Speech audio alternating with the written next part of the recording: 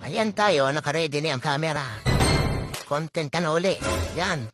Sige, pili na repolyo. Ano yung pinipili mo, malaki maliit?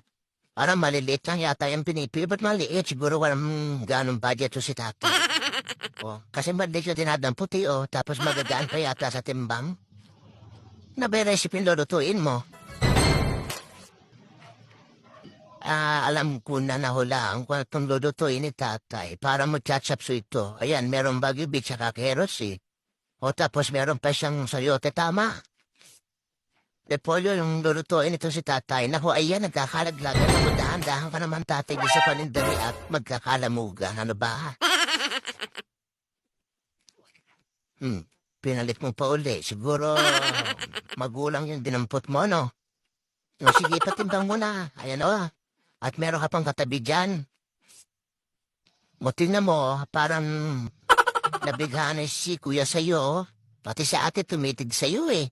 Para humahawa yata sa'yo eh. O tapos tinititigan pa yung muscle mo, ano ba? Ano ba yan? Tatay talaga, pakyot ka pa ha. Naku, barya na lang tong dinuduhot at tatay, kawawa naman, parang wala ng budget.